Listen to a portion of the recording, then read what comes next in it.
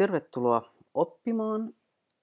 Tämä on toinen video ja nyt tutustumme Finder-ikkunaan ja tiedostojen hallintaan sekä siirtelyyn ja kopiointiin omalla tietokoneellasi. Aloitamme työpöydältä. Siellä näkyvät meidän työpöydämme sisältö, kansiot nimeltä pins, printtikuvat, lomakuvat. Siellä näkyy myös yksi tiedosto nimeltä sulop,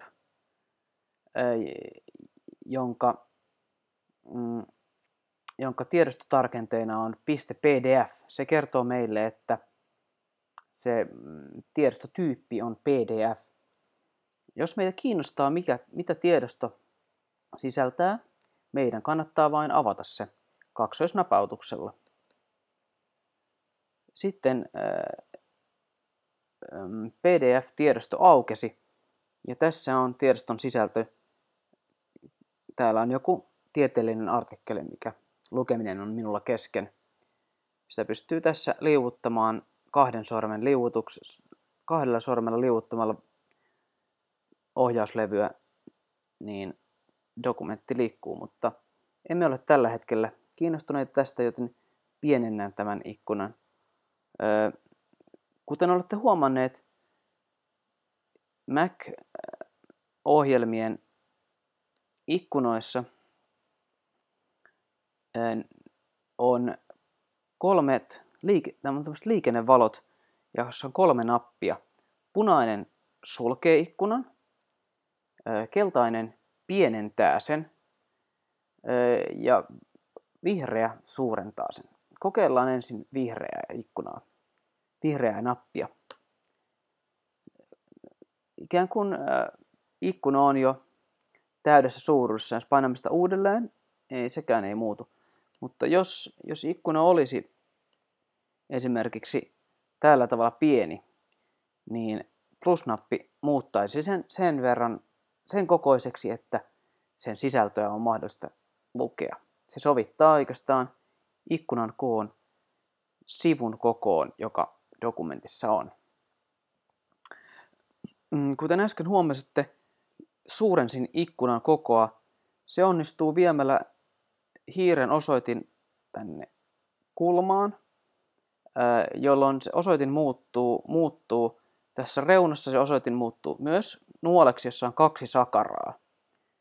Nuoli, jossa on 2 sakaraa. Kun painamme napin pohjaan siinä kohdassa, pystymme muuttamaan sivusuunnassa ikkunan kokoa. Jos tartumme alakulmaan samalla otteella, eli hiiri pohjaan ja nyt pidetään pohjassa ja liikutetaan, niin koko ikkunan kokoa voidaan pienentää.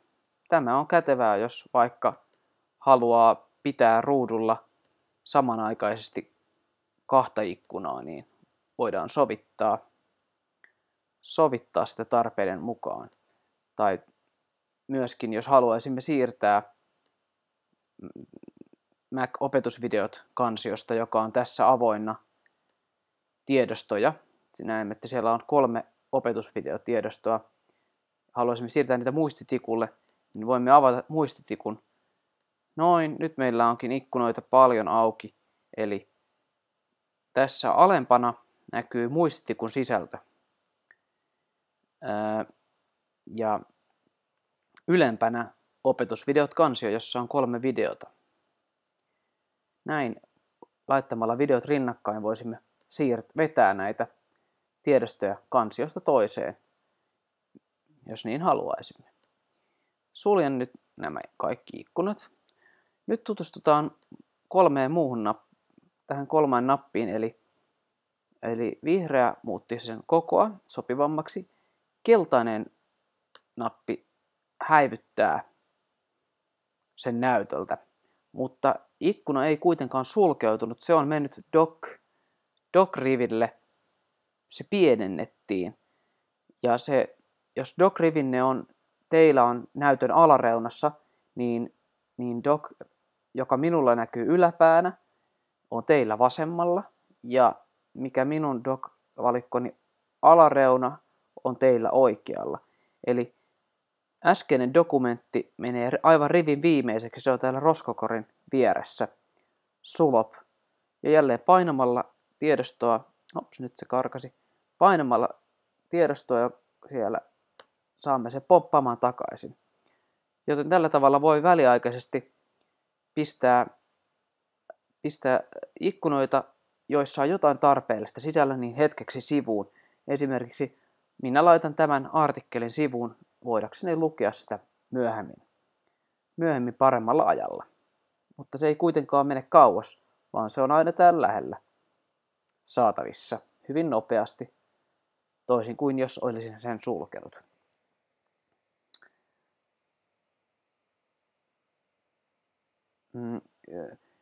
Tässä kun availin näitä kansioita napauttamalla, niin muistutan vielä sen, että näitä kansioita voi tosiaan avata niin monta kuin on tarvetta.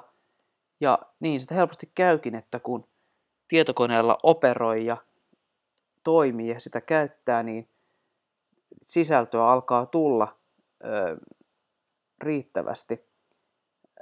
Joten sitten näitä ikkunoita voi tarpeen mukaan vaan punainen risti täällä sulkee ikkunan. Nyt minulla aukesi verkkoselän, laitetaan se pois tieltä. Punaisella napilla me suljemme ikkunat, joita emme tarvitse.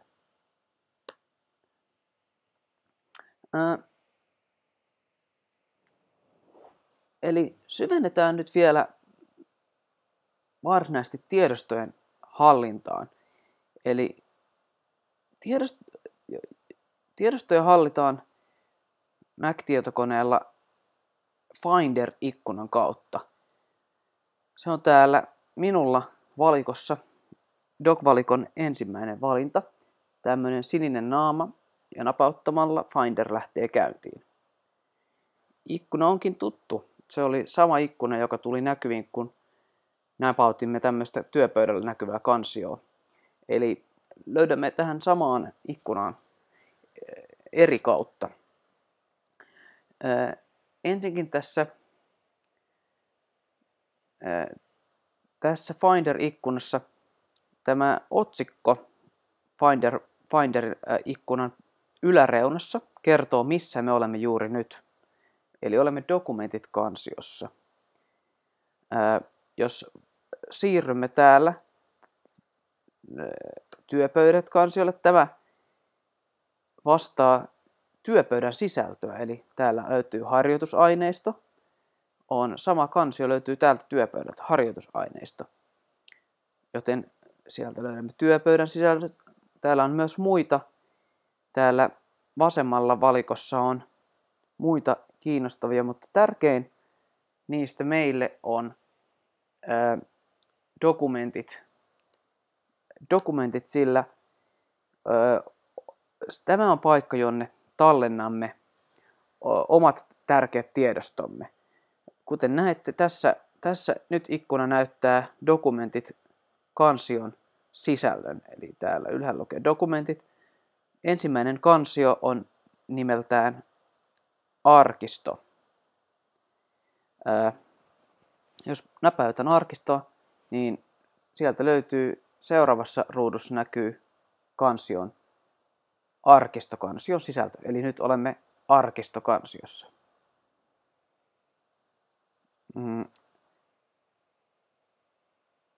Eli Finder-ikkuna näyttää tietokoneen tiedostorakenteen. Eli tietokone voi sisältää joko kansioita, kuten nämä siniset, tai tiedostoja, jotka ovat tällaisella valkoisella pohjalla. Eli tässä esimerkiksi tämä .tiff etukansi, se on erään isoäidilleni taitetun kirjan kansi. Ja nyt kun napautin, nyt olemme Mitäs tutto kirjan kansiossa, josta löytyvät sisältä nämä tiedostot ja yksi kansio nimeltä kuvat. tähän aukeaa vielä esikatseluna tämä kuva. Jos valitsen tämän kannet, kaikkia emme voi esikatsella kaikenlaisia tiedostoja. Tässä kannet, se näköjään on taittodokumentti, joka näyttää. Kaikkia dokumentteja ei voi siis katsella.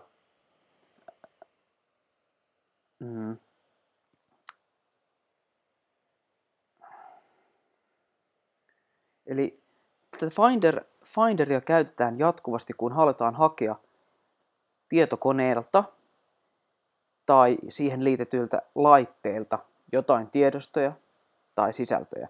Esimerkiksi täällä meillä näkyy myös muistitikko, joka on liitettynä.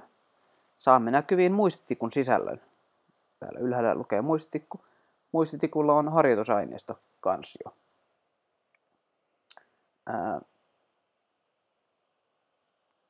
Eli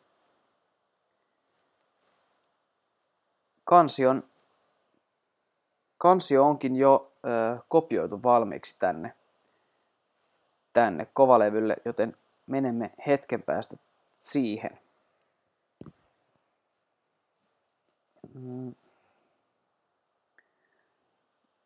Eli mennään katselemaan tuota harjoitusaineistoa. Eli suljen tämän noin ja katsotaan. Sieltä löytyy työpöydältämme harjoitusaineisto, mikä kopioitiin myös kaikkien oppilaiden tietokoneelle kurssilla. Harjoitusaineistokansio aukesi, kun kaksoisnapautin sitä. Eli sisältönä ovat eri maiden liput. Tässä on 7 kansiota ja 1 tiedosto. Tästä tiedostosta emme nyt saa esikatselua, mutta nyt tutustummekin yhteen Finderin toimintoon, eli voimme muuttaa näkymää. Täällä yläreunassa on 4 nappia, jotka ovat näkymän hallintaan. Tämä 4 napin on nyt valittuna, eli se näyttää kohteet kuvakkeina. Ja seuraava nappi näyttäisi samat tiedostot, 8 kansiota ja 1 tiedosto näyttävät nyt tältä, kun ne äsken tällä valikkona näyttivätkin suuremmilta kuvakkeilta. Mutta lisäksi kun laitetaan tämä viivanappi, niin saamme enemmän tietoa näistä tämän kansion sisällöstä. Eli saamme näkyviin myös, milloin nämä kansiot on viimeksi muokattu. 23.1.2014 kello 20.30. Kun kyseessä on tiedosto, kuten harjoitustehtävä, sillä on aina jokin koko, eli kuinka paljon tilaa se vie tietokoneen kovalevyltä tai muistilta. Lisäksi tämä viimeinen kenttä kertoo, mikä tyyppinen tiedosto on kyseessä, jos ette heti tunnista. Siellä lukee, että nämä muut ovat kansioita ja tämä on tiedosto, joka on pelkkää tekstiä. Tämän olisimme voineet myös selvittää kaksoisnapauttamalla tätä tiedostoa saadaksemme sen auki. Ja siitä aukesi tiedosto nimeltä harjoitustehtävä.txt. Tässä on harjoitustehtäviä, joita teimme 24.1. yhdessä, mutta käyn niitä nyt vähän läpi tässä esimerkinomaisesti. Eli ensimmäinen tehtävä on kopioida harjoitusaineisto kansio tietokoneen omalle työpöydälle ja poistaa tikku. No, harjoitusaineisto kansio löytyy täältä meiltä valmiiksi ja sitten oli tehtävänä poistaa muistitikku. Se tapahtui tästä napista Finderissa. Ja kun painetaan, niin se katoaa sieltä ja se myös katosi täältä työpöydältä. Tässä voisin vielä huomauttaa, että ikkunoita on helppo liikuttaa tarttumalla tähän ikkunan yläreunaan, eli siellä on tämmöinen näkymätön ripa, josta voi tarttua painamalla hiiren pohjaan näin ja liikuttamalla sitä. Tai myöskin täältä reunasta, tästä tekstin keskeltä. Kunhan se on reunassa, niin se saadaan liikkumaan helposti. Eli nyt meillä on näkyvissä tämä harjoitusaineistokansio. Voimme mennä seuraavaan tehtävään. Tutki eri kansioiden tiedostoja. Mitä sieltä löytyy? Saatko kaikki tiedostot auki? Ja millähän ohjelmalla eri tiedostoja avataan? Tässä tehtävässä oli tarkoituksena oppia tutkimaan tiedostorakennetta, mitä tietokoneelta löytyy. Eli nyt tutkimme harjoitusaineistokansion sisältöä. Voimme käydä täällä eri maiden liput. Sieltä löytyy maiden nimiä, Australia, Espanja, Gambia, USA, .png. PNG on jälleen tiedoston pääte, ja voi olla, että se omalla tietokoneella tiedoston päätteet on piilotettu. Se ei välttämättä haittaa mitään. Olemme myöskin, nyt voimme vaihdella vähän näkymää. Tämä on se näkymässä saamme tarkkoja tietoja tiedostoista, eli milloin niitä on viimeksi muokattu, minkä kokoisia. Huomaamme, että koot vaihtelevat. Näistä isoin on 36 kilotavua Espanjan lippu, vie eniten tilaa tietokoneelta. Kuitenkin ne ovat aika lailla samankokoisia. Ja myös täällä näkyy PNG-kuva, on kuvan laji. Nyt vähän tutkimme, eli kaksoisnapauttamalla saamme avattua näitä sisältöjä, eli Australia-lippu löytyy täältä. Ja nyt tämä on myös uusi ohjelma nimeltä Esikatselu. Eli esikatselulla käytetään, se avautuu automaattisesti, kun yrität avata kuvia tai näitä PDF-dokumentit myös, niin niitä näytetään esikatselu näkymässä. Tässä jälleen voimme venyttää kuvaa täältä oikeasta kulmasta tarttumalla, jolloin saamme kuvan suureksi.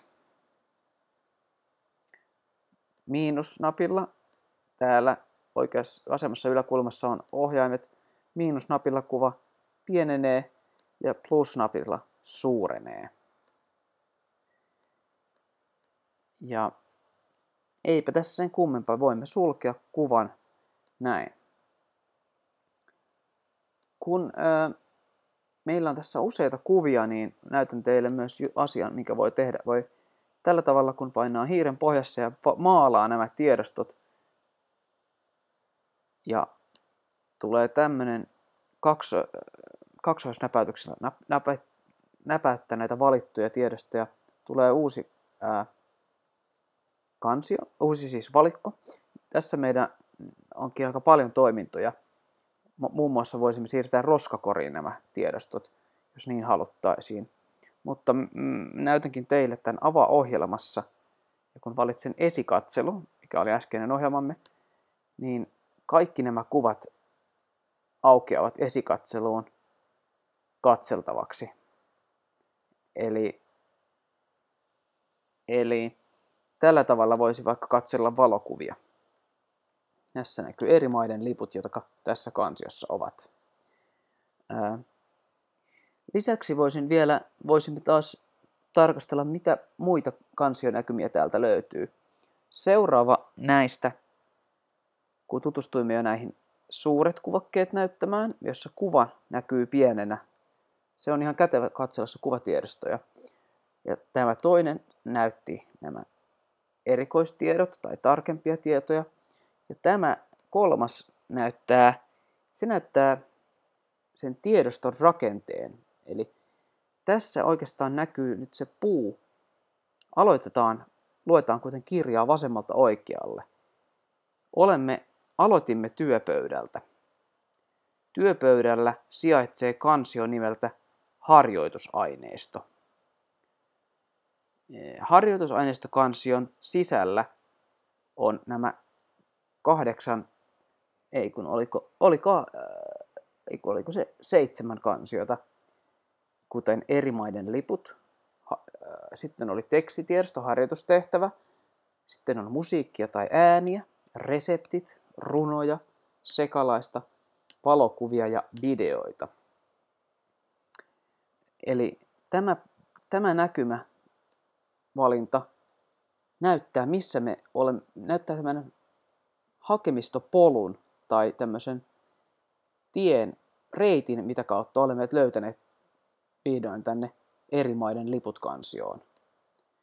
Ja jos painan nyt taas täällä, tämä kertoo ja koko ajan tämä ikkuna, missä me olemme, eri maiden liput kansio on valittuna. Jos vaihdan näkymän taas, sisältö muuttuu, tuttuu. Ja sitten 3. on tämä hakemistopuu, joka kulkee sivusuunnassa. Mutta sitten vielä tämä 4. näkymä, joka on tämä niin sanottu cover flow näkymä. Siinä tuleekin tämmöinen esikatseluosuus ja nämä kuvat näytetään tässä, liukuvat nätisti esiin. Tämä voi olla kätevä, kun vaikka selaa valokuvakansiota. Mutta palaamme nyt normaaliin. Palataan tähän puunäkymään, niin voimme palata tässä taaksepäin. Eli katsotaan, mitä harjoitusaineistokansiosta löytyykään. Siellä on lisäksi eri maiden liput, siellä me katsomme. Sitten näyttää musiikkia tai ääniä. Sitten on reseptit, runoja, sekalaista ja valokuvia, joita näyttäisi olla vähän enemmän, ja videoita, joita näyttäisi olevan 1. Näin voimme tutkia täältä, mitä löytyy vaikka videot kansiosta. Kaksoisnapautuksella aukeaa videosoitin QuickTime Player. Kun soitan sitä,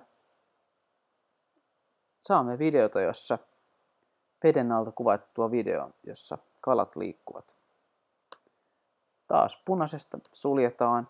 Ja tällä tavalla nyt me voimme tutkia ja vähän selvittää, mitä täällä kansioista löytyy. Vaikka jos niitä ei olekaan nimetty niin järkevästi, niin voimme vähän virkistää muistia. Täällä näyttäisi olevan valokuvia. Erilaisia valokuvia, traktorikuva ja tämmöisiä kuvia. Sekalaista kansiossa, no niin kuin voisi arvata, täällä näyttäisi olevan vähän sekalaisia tiedostoja. Muutama kuvatiedosto, pestoresepti, joka näkyy myös tässä. Ranskan lippu ja Rauskut-niminen tiedosto. Täältä näemme, että on kyse QuickTime-elokuva, eli taas voimme napautella sisältöä, eli napautetaan Rauskut-videota, avautuu mediasoitin, täällä Rauskut meren pohjassa. Tästä kulman napista saisimme koko näytön esityksen. Mutta suljetaan se. Sieltä samasta kulmasta löytyy täällä nappi ja Rauskut pienevät taas pieneen ikkunaan. Punaisella rastilla suljetaan. Samassa sekalaista kansiossa näyttäisi olevan tosiaan pestoresepti, jonka saa kaksoisnapautuksella auki. Siinä näkyy pestoresepti.txt. Nyt meillä on omassa ikkunassaan pestoresepti ja harjoitustehtävät on siellä ylhäällä ja tällä tavalla löytyy näitä sisältöjä. Lisäksi täällä kansiossa oli 3 kuvaa, kone, patsas ja pieni perhe paloaseman edessä. Näitäkin napauttamalla saa kuvan näkyviin. Ja plussalla ja miinuksella voi vähän suurentaa kuvaa tai sitä pienentää. Punaisesta taas jälleen sulkea. 3. tehtävä täällä harjoitustehtävissä oli tosiaan järjestellä sekalaista kansion tiedostot oikeisiin kansioihin niin, että kansio on lopulta tyhjä. Se onnistuu nopeasti tässä näkymässä. Eli jos näkymä olisi tämä, niin emme näe, minne niitä pitäisi laittaa, joten muutetaan näkymäksi tämä puunäkymä, mitä suosittelen käyttämään pääasiassa, niin nähdään, että täällä on sekalaista kansio, siellä on ensin 3 kuvaa. Minä valitsen ne, tai me voimme ne vetää tästä valokuvia kansioon. Valokuvia, näin. Nyt katsotaan sekalaista. Nyt siellä on 2. Ja vedän ne yksi kerrallaan valokuvia kansioon. Sitten oli pestoresepti. Se menee oletettavasti reseptit kansioon. Vedetään sekin. Reseptit. Ranska. Lippu. Menee maiden liput kansioon. Rauskut. Saamme vedettyä videot kansioon. Nyt sekalaista kansio on tyhjä. Voimme vaikka siirtää sen roskakoriin. Siirrän sen roskakoriin vetämällä ja tipauttamalla sen täältä roskakoriin. Noin, nyt se hävisi täältä. Sitten seuraava tehtävä, 4, oli etsiä valokuvakansiosta 4 ruokakuvaa ja kopioida ne työpöydällesi ruokakuvat-nimiseen kansioon. Eli tämä tehtävä on esimerkki siitä, että esimerkiksi meillä on paljon kuvia muistikulla tai kovalevyllä tai jossain kansiossa, mutta sitten ystävämme haluaa vaikka nähdä kuvia nimenomaan leivonnaisista tai joku haluaa niitä vaikka käyttää blogissaan kuvina, niin valitaan nämä kuvat ja tallennetaan ne työpöydälle toiseen kansioon, eli mennään valokuvat kansioon. Sitten onkin tehtävänä siis ruokakuvat 4. Käyn läpi niitä tässä naputtamalla napilla alas nuolinäppäimistössä. Nuolinäppäimistöllä pystyy liikkumaan. Etsimme nyt ruokia. Ja tässä näyttäisi olevan jokin ruoka. Voidaan vielä tarkistaa näpäyttämällä isoksi. Joo, siellä on joku aasialainen nuudelimunakas. Se on sipulia päällä. Eli nyt valitsen tuon ja vedän, mitäs se pitikään, ruokakuvat-nimiseen kansioon. Eli meidän pitää ensin luoda se kohdekansio. Eli menen tänne työpöydälle, napautin sitä ja napautan 2 kertaa 2 sormen napautuksella työpöytää, jolloin saamme uusi kansio valikon. Okei, tuli uusi kansio, joka taas nimetön, mutta sen nimi piti olla ruokakuvat. Noin. Ja enterillä jälleen tallensimme sen. Nyt voin vetää tämän munakkaan kuvan tästä ruokakuvat kansioon. Jos näin. Nyt ruokakuvat kansiosta löytyy yksi kuva, joka oli tämä munakas. Ja sitten on selvittämään, missä loput ruokakuvat ovat. Siellä näyttäisi olevan joku herkku. Noin, senkin vetäsin. Ja sitten hampurilainen löytyy viimeisenä. Ja oliko siellä enempää? Pallo, polkupyörä. Siinä taitaisi olla joku herkku jälkiruoka. Tästäkin pystyy vetämään. Joo, ei nyt kävi huti. Ei mennyt ruokakuvat kansioon, vaan työpöydälle. Mutta se helposti korjaantuu. Se napataan tästä mukaan ja pistetään ruokakuvat kansioon. Nyt saimme kaikki ruokakuvat 4 ja kopioimme ne tänne työpöydälle ruokakuvat-nimiseen kansioon. Täällä näkyy kaikki 4 ruokakuvaa.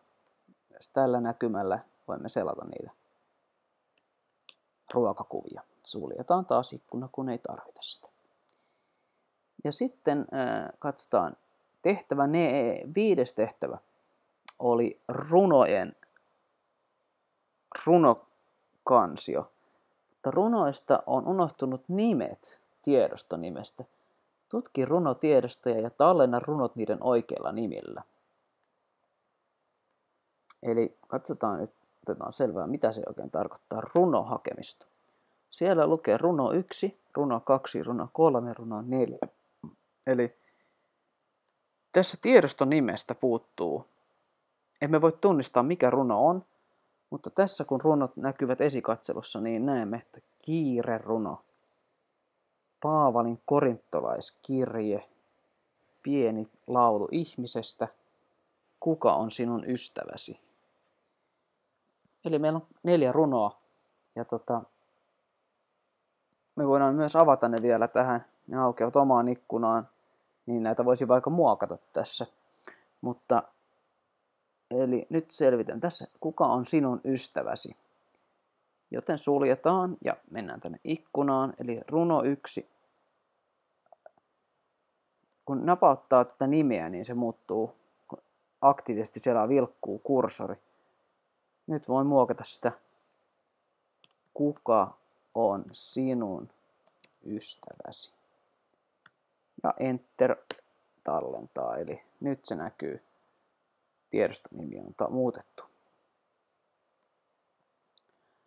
Sitten voidaan muuttaa tämä vielä esimerkkinä. Toinen tapa muuttaa on kaksoisnäpäytys ja näytä tietoja, joka avaa pienen uuden ikkunan, joka näyttää tietoja tuosta runotiedostosta.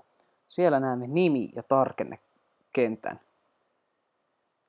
Tarkenne on siis tämä .txt ja runo 2. Tämä runo nimi on, niin kuin näemme täältä esikatselusta, kiire, tai täältä alapuolelta myös. Joten muutetaan nimi kiire. Painetaan tätä Enter-nappia. Se pitää vielä ikkunan näköjään pitää sulkea. Noin. Ja selvä. Nyt olemme muuttaneet jo 2 runon nimen. Niin jatkamme eteenpäin, vaikka tehtävä olikin muuttaa kaikkien 4 tiedoston nimet. Eli tehtävä 6 oli mennä valokuvakansioon ja etsiä kaikki vuonna 2012 otetut kuvat ja luoda niille oma alikansio 2012 nimeltä.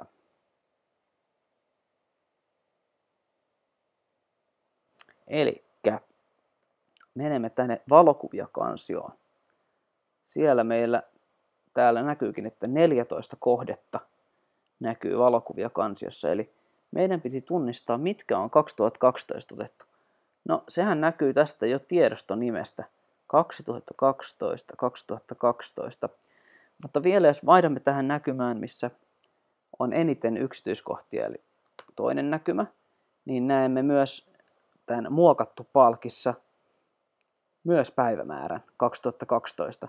Aina ei ole ihan selvää, että tiedoston nimessä sitä päivämäärää lukee, joten tästä voi tarkistaa. Täältä näemme selkeästi, että melkein kaikki ovat 2012 vuonna otettuja tai viimeksi muokattuja, joten meidän piti luoda tänne alikansio nimeltä 2012. Se onnistui painamalla 2, tai oikeastaan se tehdään täältä kautta, eli arkistovalikossa tuli uusi kansio, ja sitten se tallennetaan, laitetaan vaan nimi, se oli 2012, ja painetaan Enter. Noin, ja kansio ponnahti sinne, ja nimikin on oikein. Eli sitten voisimme siirtää siis näitä kuvia yksitellen, näin, vetämällä. Mutta se voi käydä turhan työlääksi jossain vaiheessa, joten näin kun pistämme hiiren pohjaan ja vedämme, nyt pidän koko ajan sormea pohjassa, niin se ikään kuin maalaamme tai valitsemme nämä kaikki 2012 kuvat, eli 2012 otetut kuvat. Ja sitten nyt napautan tähän ja vedän kaikki kuvat 2012 kansioon. Humps. Ne hävisivät, tähän jäävät vain vuoden 2013 ja 2014 kuvat. Tällä tavalla voimme vaikka järjestellä meidän digikuvia vuosien mukaan kansioihin. Ja taas tässä vuoden sisällä voisimme alkaa ryhmitellä näitä kansioihin vaikka tapahtumien mukaan, esimerkiksi jonkun syntymäpäivät tai pieni kävelymatka, ja jossa on kuvailtu samalla aikaisesti, niin sillä tavalla kuvat pysyvät järjestyksessä. Tässä olivat nyt meidän Finder-harjoitukset ja nimenomaan tässä tarkoituksena oli tutustua siihen tapaan, miten tiedostot järjestäytyvät niin tietokoneen kovalevyllä kuin CD- tai DVD-levyllä tai muistitikulla tai ulkoisella kovalevyllä sekä myös digikamerassa. Niissä kaikissa noudatetaan tätä samaa järjestystä ja niitä kaikkia voidaan tällä Finder-ikkunalla tutkia.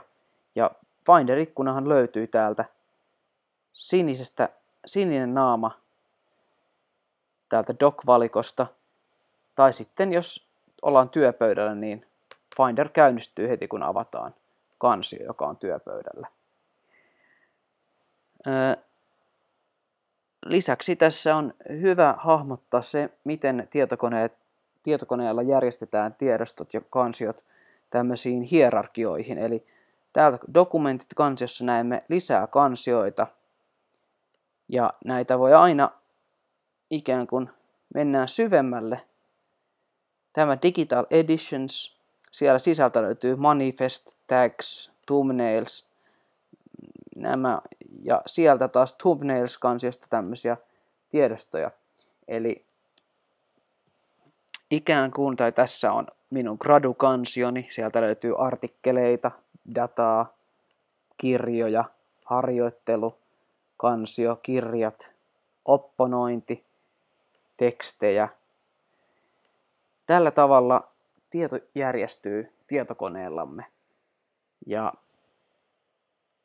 pikkuhiljaa harjoittelun kautta opimme siis tutkimaan, mitä tietokoneemme on syönyt, eli mitä sieltä löytyy. Opimme myös tallentamaan tiedostoja oikeaan paikkaan, niin kuin ehdotan kaikille kurssilaisille, että tallennetaan dokumentit kansioon, kaikki tärkeät tiedostot, ja mielellään sitten dokumentit kansion alle luodaan vielä näitä kansioita sen mukaan, mitä sitten minkälaisia tiedostoja teillä onkaan. Ja tämän takia on tärkeää, että hahmotamme, minkälainen meidän rakenne on, että kun saamme vaikka sähköpostilla liitetiedostoja, niin että osaamme tallentaa tärkeät tiedostot vaikka oikeisiin kansioihin täällä tietokoneellamme, ja sitten vaikka vähemmän tärkeän voi tallentaa väliaikaisesti työpöydälle. Esimerkiksi jos kysyä vaikka jostain mainosviestistä tai jostain hauskasta kuvasta, mitä nyt ei kuitenkaan halua itselleen vaikka tallentaa, niin silloin väliaikaisesti voi laittaa sen työpöydälle. Ja no, tämä oli tässä. Jatketaan seuraavalla oppitunnilla.